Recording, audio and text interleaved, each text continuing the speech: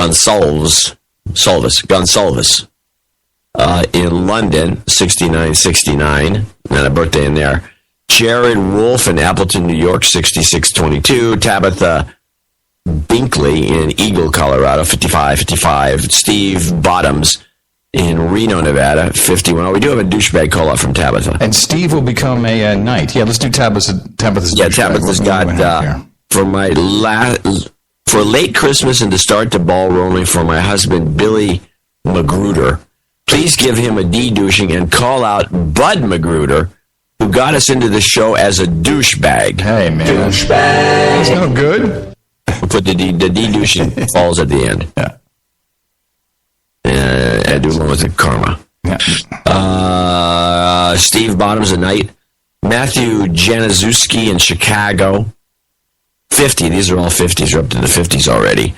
Adam Beck in Las Vegas, Nevada. Steve Milliken in Corpus Christi, Texas. Scott Wallace, San Antonio, where they have a lot of nice chefs.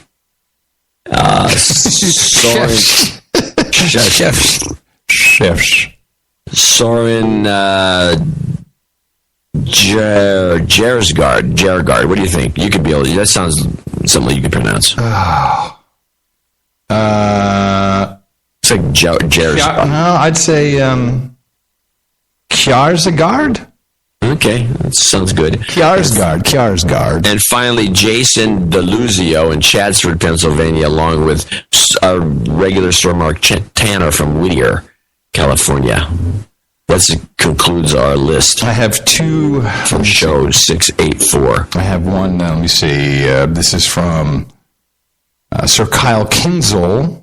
My donation, $50. He said on 682. I already wrote him. Oh, are we good? Yeah, well, you talked about it. Don't you remember the guy that he wants the thing to be blasting out over the... I remember discussing. Did we do the douchebag call-out? I don't know if we did the douchebag call-out, but we can do the douchebag. Oh, no, we did. That was the chairlift operator. You're right. I'm sorry. Yeah, the chairlift operator. Right. We wanted him called out on the speakers. You remember it? Yes, because it was a funny story. You're right. I remember. Then I have a check. This was interesting. This came to the house with a Christmas card with a $250 check, which I'll send to you. It says no agenda show on it, so I guess I can't cash that, can I? You can send it to me. It's fine. Well, yeah. And it's from Box 339 El Cerrito, California. Make it no agenda show, Box 339 El Cerrito, California. That's where checks go. And this is from the big ass blonde. Do you remember her? I think she's making a pass at you. Yeah, well, I hope so. She is currently living on an island in the Pacific. What? Yes. I'm not allowed to say what island. How did she get your address? Oh, well, we met her at the meetup before we did the Hot Pockets tour. Because she's from San Antonio, she came up and, do you remember? She's an insider, man. I vaguely remember. Yeah. And she's big-ass blonde is exactly what she is. Fantastic. And she invites us to come to her island. Okay, what island is this? I'm not allowed to say. Oh, okay, we can tell me later. I will most definitely tell you later. Does she own a whole island? No. Or she has a place on an island? Yes. Okay. Let's just say she's stationed on an island. Does that help? Oh. Yeah. Guam. Yeah. No. No, you don't remember the whole story about the big ass blonde. Anyway, I will put her as a associate executive producer for today's show. Okay. This check came. I get it's been going. It's actually sent it to our old address and it got forwarded. So I'm glad we got it. Thank you, everybody.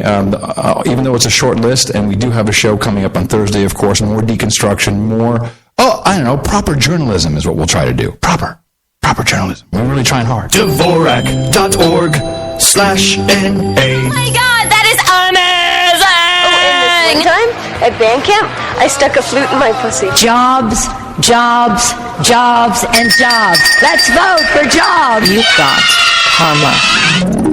And her head is gone. Yay! It's a birthday. Hey, here's the list. Candace Hart says happy birthday to her boyfriend Kosi. Kosi celebrated on the 2nd. Sir Quistan says happy birthday to his daughter Lauren Smith. She's celebrating on the 5th of January. And Miguel Gonzalez says happy birthday to Lou Garcia, 42 years old today. Happy birthday from all your friends here at the best podcast in the universe.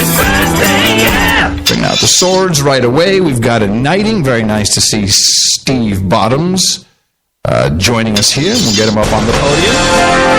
Steve Bottoms, thank you very much for your accounting and for your long support of the best podcast in the universe, the amount of $1,000 or more.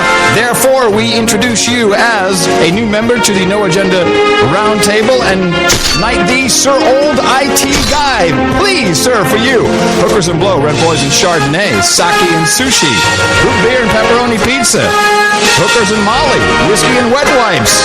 We got Peppy Van Winkle Bourbon served by Oktoberfest Fraulines, and of course, as always, the ever-popular Mutton and Mead. Steve, go to noagendanation.com/rings, and please tweet us when you receive your ring, your sealing wax, the certificate, etc. Yes, with a picture. Yep. Very cool. We like that a lot. You can just upload right there. Well, I was, as you mentioned, this journalism, what's good, what's bad. I know one thing for sure that I would agree with everybody on, which is if you ask a question... Yeah. And then the guy goes off the deep end, doesn't answer the question in any way, shape, or form. It seems it behooves the journalist to say that wasn't the question I asked. I want to answer the question. Nobody ever does that, especially in the White House or the Defense Department or the Department of State, because you will be disinvited. You won't be able to go back. So this is the way that it works. Right. So I found a couple of classics from 2011. There's two clips. One is the amazing BS or attribution question. Mm-hmm. Now, this one, the woman asks a very straightforward, very interesting question, and the guy does one of those, trickerations. Well, what's really important, the question you should be asking is...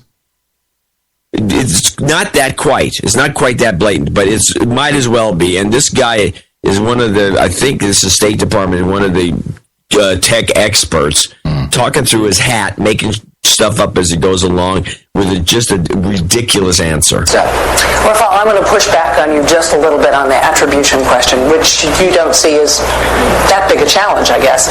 If I bought a laptop with cash, and I created malware, and I stripped all the identifiers out of it, and I then traveled to a foreign city, and I went into an internet cafe with unsecure Wi-Fi, and I launched my malware, and I then erased my disk, and I dumped that computer in a dumpster.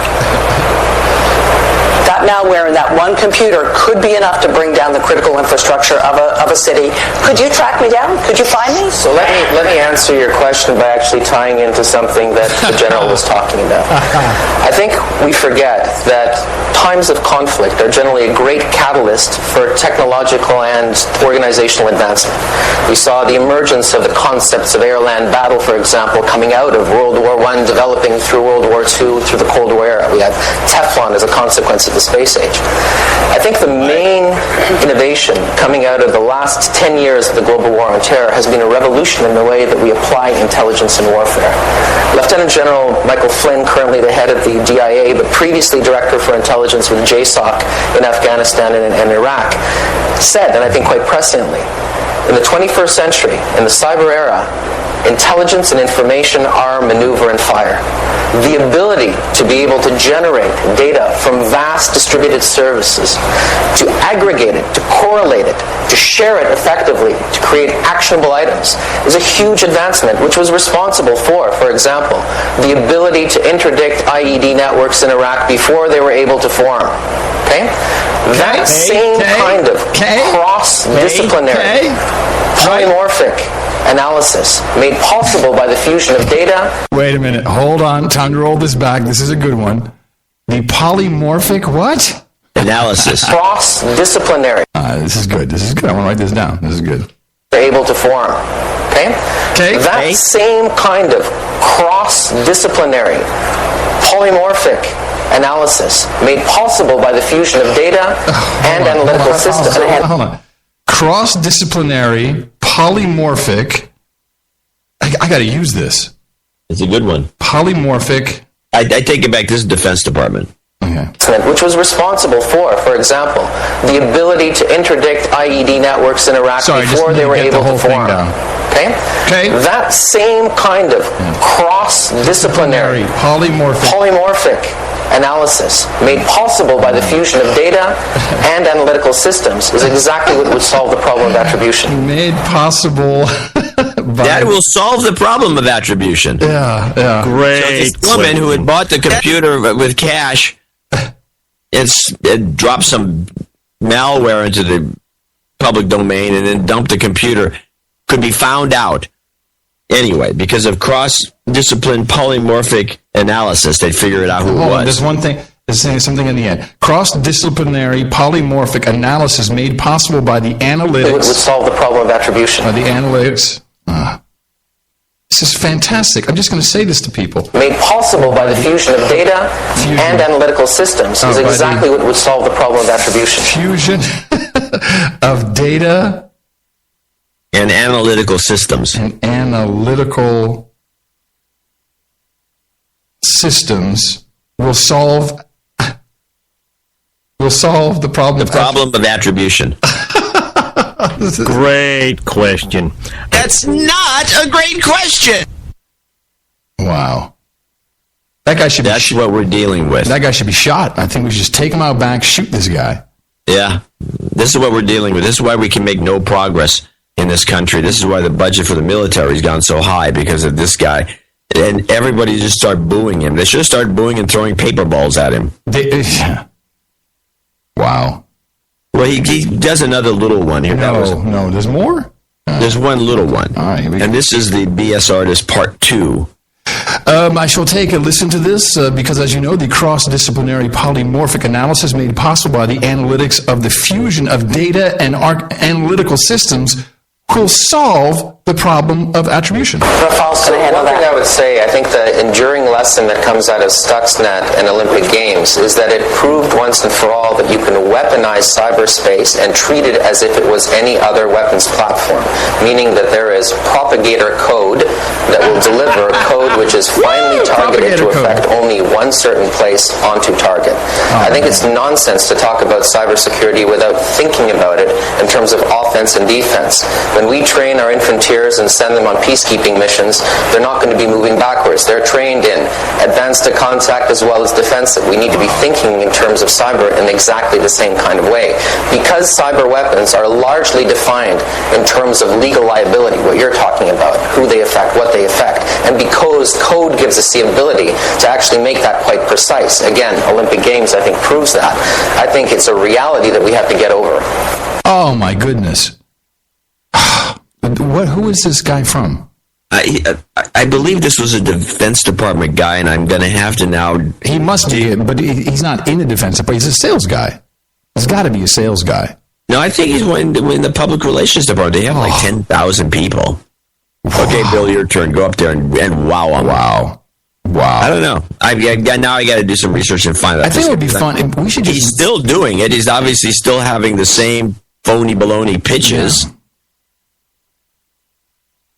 Maybe we can just create a website that makes it look like we have a real company and just put this kind of crap in there. Yeah. And then just take... There's plenty of websites like that. I know, but it will be ours, and we can take... something. Retainer payments. Retainers, that's good. And then we'll just do... we can stay at home. We can do, what is that, the GoToMeeting. And, it's a John... John, what do you think, now that you've looked at the cross-disciplinary polymorphic analysis? Well, I'm telling you, I'm finally coming to the conclusion that this cross-discipline is going to make it possible with the fusion of both data systems, big data. Big data is incredibly important. It's going to allow us to analyze to the point where we can actually find the man doing the coding in the country that he's at as he codes in real time, because there's attributions available to us now that we have analytics. And even if they strip out all of the identifiers, we still can find the propagation code or put our own propagation code in to have the attribution fall back through the cloud-based system that we the problem in stripping out the identifiers is they don't know all the identifiers. I think the analogy is the VIN numbers on automobiles. There's two of them that are hidden.